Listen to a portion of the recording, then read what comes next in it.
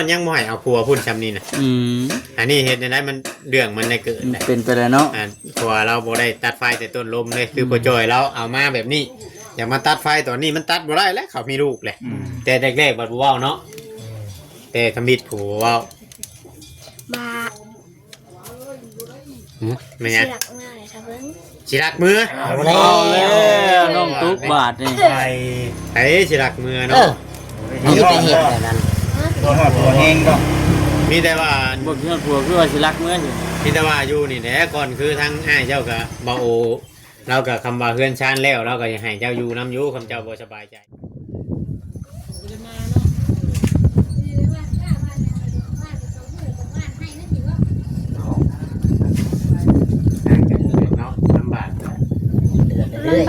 ให้กันบ่เอาแล้วก็เป็นเรื่อยเริ่มเกิดหมดน้องตุ๊กให้มื้อใดอันนั้นฮะฝากมากินนี่นะมึงกินนี่บ่ไม่เนาะสดนี่นะสดหมาดๆเลยก็ว่าแม่นยังบ่มาดเลยเฮ้ยยังหอนๆอยู่เดี๋ยวนี้นะมันก็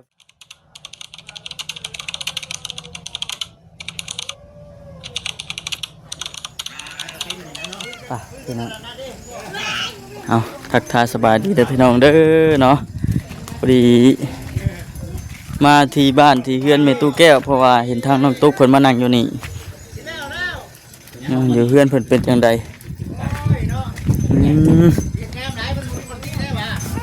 ให้กันอีกแล้วไม่ยังน่ะบ่สบายดี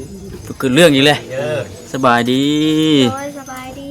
เอาแล้วน้องตุ๊กคือมันนั่งอดจอดอยู่นี่บ้านมันฮ้อนอยู่เฮือนน่ะมันฮ้อนแห้งขนาดลูกเพิ่นมานั่งอยู่ติเพิ่นเป็นไข้บ่ได้เนาะบ่สบายยังบ่ค่อยเป็นแสดงเด้อ่ะเลยอ่ะเดี๋ยวเฮ้ยลำไยคุณลำไยหายทองคำคุณลำไยแพนว่าปูมันนอนแล้วมันยังเย็นสิคืออยู่เนาะเจ้าอยู่พุ่นมันมันอึดอัดอย่างนี้หลายคนอยู่มันเกิดแบบมันอยากอยู่เงียบแบบนี้เสียนอนมันยังบ่ดื้อนี่แหละพอนอนเย็นนอนอย่างกินห่อนแห้งเลยน้องกระเตก็เป็นนมบอยแบงได้ใช่อยู่เถอะ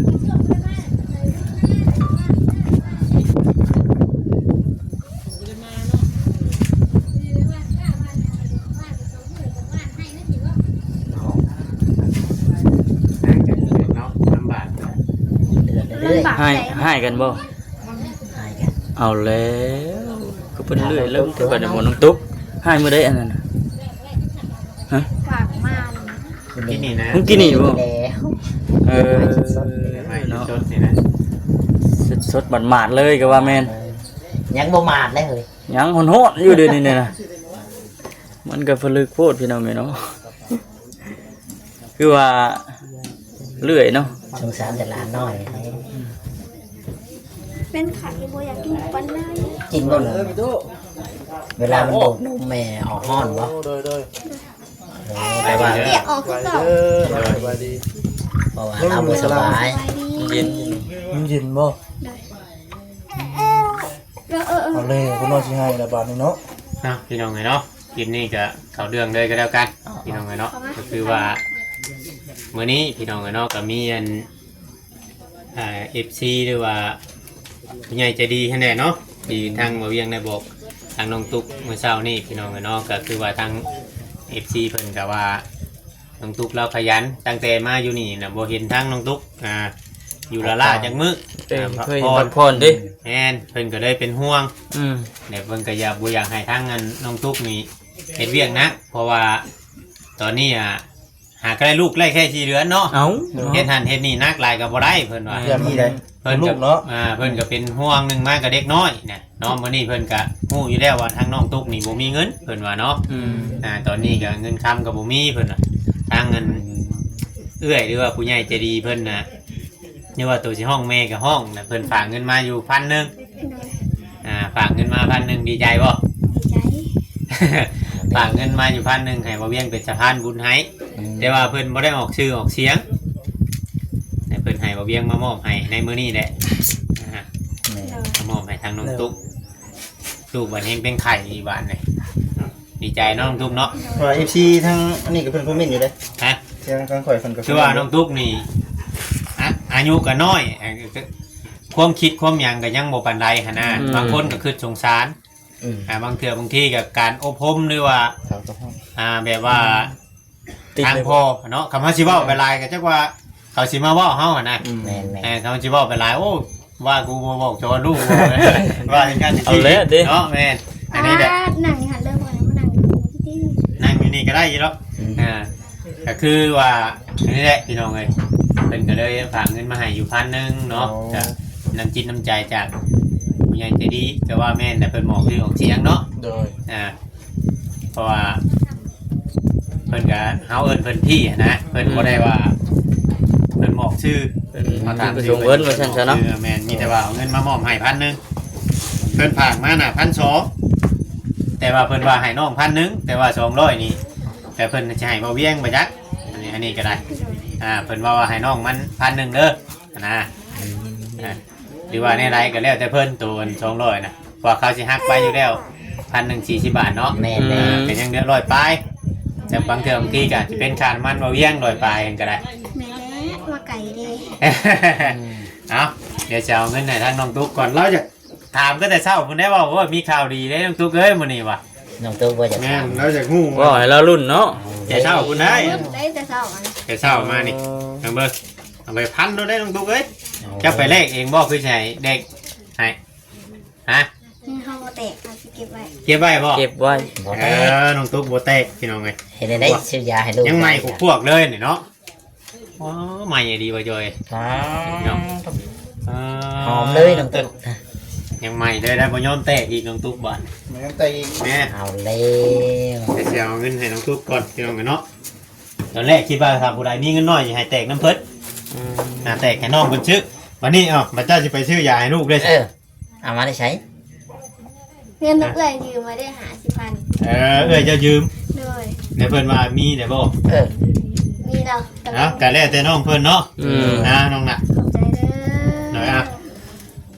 เชิญงอดบ่เวียงหำ ก็สอด มันบ่แม่นเงินเฮานี่ได้ออกคือเก่าติ โอ้ยตายเอามีแต่ว่าให้ทั้งน้องตุ๊กนี่ขอบคุณทั้งผู้ใหญ่ใจดีทั้งคนไทยเนาะ แม่ ขอบคุณเพิ่นท่านน้องน่ะ ว่าไม่เจ้า เอาเว้าแล้วแหละ เนาะ เอาว่าผมเป็น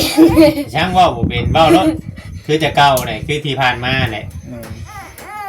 อย่าง ไว้เป็นยังไงลูกสิให้นะขอบมุกขอบใจขอบคุณเพิ่นให้เพิ่นอยู่ดีมีแห้งนั่นแหละ เด้อแม่ใหญ่ใจดีแม่ใหญ่ใจดีที่ฝากเงินมาให้ลูกซ้ำนี้คอยกับแม่ร้อยเท่ามันเท่าเด้อสาธุ ถูกเบิ่งไอ้จับขึ้นอยู่ไอ้สิถ่ายรูปให้เพิ่นเบิ่งจับขึ้นเด้ออ้าวเนาะพี่น้องนี่แหละพี่น้องเอ้ยคำว่าเฮาสิถ่ายลงแบบนั้นก็ยันว่าลูกเพิ่นให้เนาะ เอาลงแต่กับน้อง ว่าอยู่เทิงเฮือนผู้ให้กันเดี๋ยวนี้ ให้กันที่ เดือดแล้ว ผิดกัน ให้กันเดือด แล้ว เกือบคุมมืออยู่เลยเนาะ กลุ่มใจน้องตุ๊กเลยกลุ่มใจบ่ น้องตุ๊กพ่อหู้อยู่บ่น้องตุ๊กเจ้าพ่อหู้อยู่บ่เรื่องหยัง จัดแล้ว เด็กเรา อันนี้ บ่จักครับเอาคือฮู้ว่าเพิ่นให้กันซะ บูแล้วนะว่ามันเป็นไงเนาะ ฟังเอ็มเติงเรื่องตัวผัวมัน เนาะบ่ได้ให้กันนะว่า เนาะก็เจ้าบ่ปากน้ำกันพุ่นแล้วก็ให้กัน เดือดกันแต่เช้า เดือดกันไปเท่า เอาแล้ว ตุ๊กพูดเปลือกเดือดจะไปเช้าว่าซั่น เนาะมีแต่ว่ายาเพิ่นเนาะ เนี่ยเอาไป ยาเพิ่นมีแต่ว่านั่นแหละเฮามีแต่ว่านี่แหละพยายามลูกน่ะบ่ให้อยู่ร้อนหลายอาบน้ำให้จะพ่ออาบเด้อตัว ลองอาบแล้ว ร้อน ขาย เด้ ได้ อเพิ่นหาร้อนบ่ เป็นไข้บ่ ร้อนบ่ได้ ไม่ได้หอดบอล ไข้ อุ่น บ่ นะ เป็นไข้ว่าน้องตุ๊ก มันฮ้อนหรือว่ามัน ดูอะไรน้อยเนาะ ยาดีๆแบบนี้มันบ่นั่นบ่เห็นเนาะดูแล้วมีเนาะ ความโตกัน เอา อันน้องเพิ่นเมื่อกี้นี่ ไอ้น้องบูเอาก่อน น้องโอเคพี่น้องเอ้ยน้องกอดพี่น้องเอ้ยเพราะว่าจบคลิปบ่ บ่แม่นว่าจบเด็กน้อยนะเพราะว่าลูกเพิ่นบ่สบายจักสิว่าแนวใด จะสิถาม แล้วก็บ่มีผู้โอ้ยทิ้งว่ามันยังตกใส่หัวกูเมื่อกี้นี่ไปจักมันกินมาชังจากใส่หัวเฮาไปโอ้ย ว่าตัวบักอะไรลงนี้เอาบักม่วงลงแกนมันเอาลงไป เนาะน้องตุ๊ก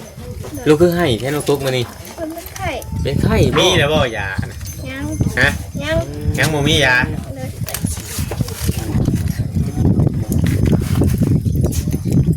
มันยังกันนั่นน่ะ เอามีแต่ว่าบ่ได้แล้วไปอันชื่อยาให้ลูกเดี๋ยวจะให้อันนั่นก็ได้ให้อัน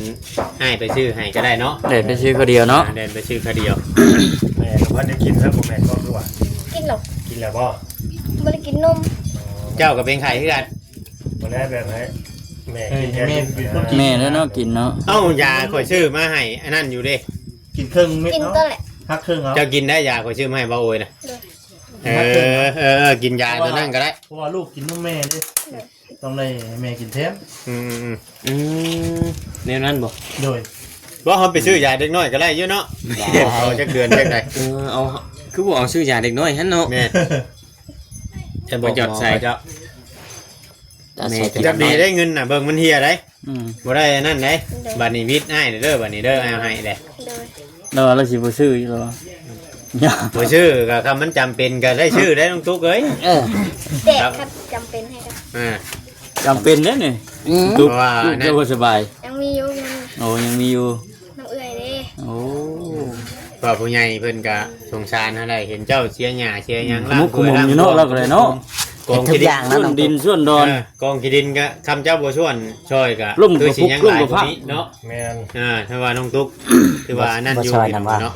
แต่บางเทื่อบางที FC เพิ่นว่าน้องตุ๊กเว้าไปเลยๆ เด็กในส่วนหัว เป็นนั่นนี่ คุณเด็กคุณ บางเทื่อก็คือเว่าเนี่ยเด็กน้อยพี่น้องเนาะเฮาก็ถ้าคือเป็นพ่อแม่เฮาแบบปกติน่ะเพิ่นฮอดยังบ่ให้เอาครัวพุ่นซำนี่น่ะ อืม อันนี้เฮ็ดได้มันเรื่องมันได้เกิดน่ะ เป็นไปได้เนาะ เพราะว่าเราบ่ได้ตัดไฟแต่ต้นลมเลยคือพ่อจอยเราเอามาแบบนี้อย่ามาตัดไฟตอนนี้มันตัดบ่ได้แล้วเขามีลูกแหละแต่แรกๆบัดบ่เว้าเนาะแต่ทำบิดผู้เว้า บา แม่น เสี ยั ย ง หลักเมื่อไหร่ทะเบิ้ง สิรักมือ เอา เอา แล้ แล้วน้องตุ๊กบาทนี่ ไป ไอ้สิรักมือ เอ เนาะ อนี่เป็นเหตุแบบนั้น ตัวหอดตัวแห้งก็ มีแต่ว่า บ่เพื่อนผัวคือว่าสิรักเมื่อสิ ที่แต่ว่าอยู่นี่แหละก่อนคือทั้งอ้ายเจ้ากับเบาโอเรากับคำว่าเพื่อนชานแล้วเราก็อยากให้เจ้าอยู่น้ำอยู่คำเจ้าบ่สบายใจที่อยู่กับเขาน้องเตกะเราเว้าอันนี้เราเว้าได้ FC นี่คอมเมนต์มาล่าข่อยช่องทางคอมเมนต์นั่นแหละข่อยเว้าคำนี้ขึ้นมาอีกนี่นะ อืม เพราะว่าเพิ่นว่าเขาอยู่หันก็ดีอยู่แล้วยังสิมึงจีมาอันเว้าให้เขาให้กันหยังอันนี้คือว่าในความคิดของน้องตุ๊กพี่น้องเอ้ยเนาะใน FC ผู้ใดเพิ่นเบิ่งคลิปอาจจะเข้าใจว่าง่ายๆใช่ อืม ตัวายังบ่ได้สนน้องในคอมเมนต์ที่ว่าจะเข้ามาลามาหยังก็ได้แต่เพิ่นมันเป็นชิดของเพิ่นนะหรือว่าอยากให้คอมเมนต์ไลน์เข้ามาลาแล้วเอาวันขึ้นไปโซ่หน้าปกบ่ ให้สู้กันอยู่ในคลิปเลยนะ มีบ่เป็นไง เดือดแชร์กันด้วยนะเนาะบ่ล่ะบ่เฮ็ดแด้แบบนั้นเนาะ เดือดบ่ มาแล้วน้องตุ๊กสิรักเมื่อเลยแล้วบ่เลยตุ๊กสิรักเมื่อเลย หลังเนาะ น้องตุ๊กเอ่ยปากว่าสิรักเมื่อเลยนะ น้องตุ๊กสิรักเมื่อบัดนี้ เอา งานเข้าแล้วบัด อ่า เลยสบายดีโอ้ยกดว่าจื้อเซเว่นเลย สิรักเมื่อดีบ่ เลย เอาแหละสังว่าแท้ บ่ว่า คื นั่ อน แหละ คือว่าจังซั่น เจ้าหน่อยเมื่อว่าลูกเป็นไข่เป็นหยังพอดีปู่ย่าสิให้น้องดา อืม ก็ถือว่าให้ เศร้าก็ลังสิเมื่อเนาะ คืออยากเมื่อเป็นได้คือว่าอยากเมื่อบัดตอนนั้นว่านั่นคือจังว่าโทรมาหาพ่อเนาะ มันปวดสมองพดอยู่นี่ ดูนี่ปวดสมองโพดปวดสมองเรื่องไหน อ่า ไอ้เอ้ย ฮะ มันมีหลายเรื่องอยู่ พ่อออกมาแล้วเป็นหยัง ต้องระบายออกมาสู่กันฟังดู คิดว่ามันสิสบาย ยังมีหลังไม้อีกใดเลย ยั นี่ งมีหลังไม้อีกพ่อเนี่ย เอาแล้ว เอาแล้ว นี่ มีความลับนี่แหละ หลับ อยู่นี่นะปวดหัว จะน้อยน้องตุ๊กก็ว่าคนละเศร้าเด้อ อันนะ อ้าว เอา เอาก็เท่ากับหลังไม้ก็เท่าจากสิให้เฮากัน โอ้สร้างว่าแท้ ได้ บาด บ่ นี้ ต้ เนาะ องเว้าหยังกันหลายจังน้อยมันสิยืด ใหญ่ ยาว เนาะ สิเป็นเรื่องใหญ่อยู่ไปอะไร มันแดดได้มื้อนี้ ดูไปอยู่มากับปวดหัวบาดนี้ ฝน เนาะ ตกจับ ปกติตั้งแต่นั้นนี่เคยเนาะน้องนี่เคยเป็นไข้จักเทื่ออยู่เคยเป็นอยู่บ่ เคยเป็นแต่ปอด ไผเอาไปหาหมอตอนอยู่ไปพาไป ปู่กับย่า ส่วนนายเพิ่นพาไปห้องหมอแหละห้องหมอบอกคือว่าอนามัย ลูกหมอ ห้องหมอเมืองนั่นเพิ่นเลยเนาะ เลย อืม ก็ไม่เสียหลายนะ อืม เสียแสนปลาย โอ้เพราะว่าเขามีเก็บคือว่าแล้วตอนนั้นเพิ่นเอาชื่อน้องตุ๊กไปขึ้นพุ่นน่ะได้เนาะทางปู่เพิ่นเนาะ เนี่ยแต่ว่าเขา อยู่ในร พอ ถ เรามีชื่อในจำนูครัวมันก็บ่เสียหยังหลายขนาดนี้ ถ่ายกันเรื่องนี้แต่เครื่องนึงอยู่เนาะ แต่ว่าถามว่าคือเฮาไปต่างเมืองก็เฮาบ่มีชื่อในจำนูตัวเลขนี่ก็คือว่าจำนูพอจอยนี่น้องตุ๊กนี่บ่มีชื่อคำว่าอยากเอาไปนี่ก็ต้องได้ไปเล่นชื่อเขาคือน้องเตมื้อนี้ไปน้องละไปเอาลูกกูไป หายแล้วเนาะ ไปเฮ็ดได้จ้ะนมโอเอากับบ่อยู่ได้บ่ บ่ คือแม่ได้ อยู่ เนาะ ให้ข่าวยัง เอาเช่น ฮะ ให้ข่าวยังครับ สิเบิดเลยเนาะวานนี่กล่องใหญ่1วานนี่ แกเกิดเนาะบัด สบายดีนมโอ โอ้ให้น้องเตไปยังเอ้า บ่ได้เห็นเป็นแต่เช้าก็ได้ ตื่นเช้ามาบ่เห็นเลยเอ้าสร้างว่าแต่บ่เห็นบ่พาไปทางไหนบ่ ใช่ เพราะว่าบ่เห็นเพิ่นมีนัดมีหยังไป จักเด้น้องก็บ่ฮู้ ไปห้องหมอบ่ได้ว่าเนี่ยปกติแล้วปกติเพิ่นก็บอกแล้วว่า มื้อนั้นมื้อนี้ติ บ่ได้ยินเพิ่นเว้าได้ นั่งอยู่เตียงเพิ่นนะนมโอ ทางเอกก็ได้ นั่งเอาลงกันก่อนจังหน่อยเนาะ มันไปที่ไหนน้องเล่นกีตาร์ผมเลยว่ะ ไปตัดผมเจ้าหั่นบ่ มันก็สักหน่อยก็ได้มัน ยังแดดอยู่ ร้อนแดด เพิ่นสิไปเสิร์ฟรอ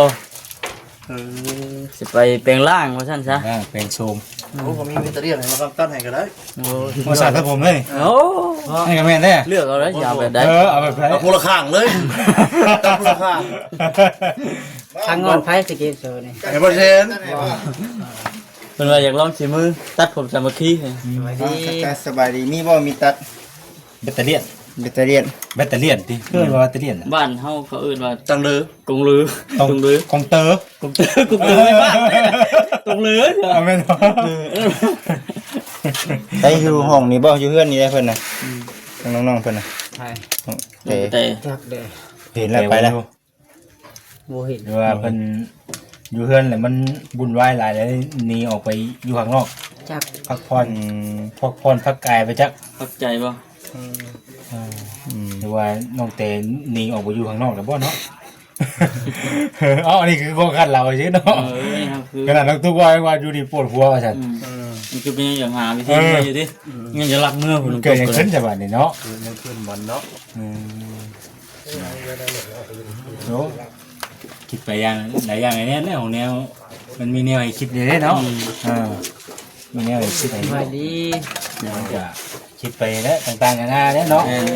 สบายดี เนี่ยแล้วนางอยู่ซื่อเพื่อจะว่าเราเคยกล้องบ่จักนี่บ่ ไหลฟุดออกเนาะ แต่ว่าได้ จ้า จะมาดูฮะ ได้เอา เนี่ยเคยกล้องบ่จักนี่ เรียกเด้ ว้าอย่าไปเศร้าเขิน เขามาปานนี้ยังคือกล้องอยู่ เดี๋ยวข่อยก็ไม่ข่อยกันเขินที่กันแล้วข่อยแล้ว เกินบ่ โว้เนาะโหแม่ ฉลาดจริง พี่น้องเอ้ย คนดังเนาะตรงนี้นี่นะ เอามีอย่างถามน้องเพิ่นก็ถามเด้ตามซอยกันเด้เนาะว่าก็ได้เนาะ ด่านยันว่ามันงำกันเนาะ เอาเปลี่ยนกันถามผู้นึงถามต่อผู้นึงถามต่อ เห็นได้ยันเหมือนว่านี่คือทางไอเตียงมันมาหา แม่นเพิ่นแค่เพิ่นมาเนี่ยเพิ่นเด้บางทีเลยเหรอ เอาเตียงมาเยี่ยมยาม โดย มาว่า ยามมันบ้านเฮาช่องเนาะ เลย โดนเติบแล้วเพิ่นบ่ได้เข้ามาเนาะ แม่นแต่โดดเลย ประมาณจักเดือนจักปี ที่ว่าบริเห็นว่าเตียง จือบ่ได้เลยจือบ่ได้โดดได้เนาะ ว่าหลายป่าหลายปีเติบเนาะ หลายป้าหลายปีเติบอยู่เงียบเนาะ แน่ มันก็เงียบอยู่แหละเนาะ นี่ อยู่สิก็เงียบอยู่ มันก็บ่ได้แบบว่านั่นบ่ได้ดิ คือบ่ได้วุ่นวายปานใดเนาะคือบ่ได้วุ่นวายปานใดเด้อพออยู่สิก็เงียบแท้ เรื่องน้ำตุ๊กเกือบวุ่นวายเฮ็ด เอาแล้วช่างว่าอย่างดูกี่เนาะโอ้ว่าวุ่นวายอยู่วะนี่ ว่าแน่เนาะ เดี๋ยวไหนบ่จิตมีความคิดเห็นในใด ว่าเด้อตัวนี้เด้อเนาะ เอ้าเนาะเอาก็ถามไปแท้แล้วว่าเพิ่นว่าอย่างนั้นเนาะก็ว่าไปถามเพิ่นในเมื่อมันว่าว่าซั่นก็ต้องถามอยู่นั่นแหละ เอาเลยอ่ะแม่นนั่นแหละ คือคำถาม เอา อะไร ไป เนาะ ถาม เฮาถามก็บ่ฮู้เลยเนาะ ว่าย้อนหยังสาเหตุหยังเอาเนาะ พอยัง ง่ายๆครับ ว่าล่ะ มีความคิดเห็นในไร โอ้โหเชื่อมเรื่องโอ้โหน้ำเด็ก จะหาน้องตุ๊กอยู่เนาะ ม่วนอะไรพี่น้องเลย อันนี้ยังชาเลยลูกครัวบ่นี่ ตั้งเพิ่นนะ ของไผก็ ของไผ ทักท้องแต่บ่ ไปชมนกว่า คือแป๊บพูดไปยัง ครัวบ่ เพิ่นสำลูกครัว เจ้ายังบ่ทันมีบ่มีบ่ในสื่อนี่จ้ะ นี่เป็นใบที่ว่ายังอยู่ในมวยใบแท้ ยาวของไอ้ ขอห้องขอ ต้องขอเฮาสิเฮ็ดใบลูกครัวไหมเนาะ น้ำมูลข้าวได้บ่กินแล้วเที่ยงกินได้ดิกินข้าวเที่ยง กินกระพุ้น กินกระปุ้น แหน่ฮ้อนกับพักพรสร้างเป็นเฮ็ดอยู่เด้ตัวที่มันสำคัญ สร้างคนนั้นเนาะ แม่นตัวที่มัน ไม่ยิงเจ้าทุกคน แม่น คือสีประมาณนี้ ตัวที่มันน่ะนะ เนาะ เฮ็ดได้เฮาก็จังเฮ็ดเนาะในเรื่องของทางสร้าง ตัวที่เฮา แม่นอยู่ ยังบ่ทันเฮ็ดได้เฮาก็ แต่เพิ่นอยู่ก่อน ไปตามไปพูดอีกก่อนสิจบก่อนบ่คำก็ได้ไปบ๊ายบาย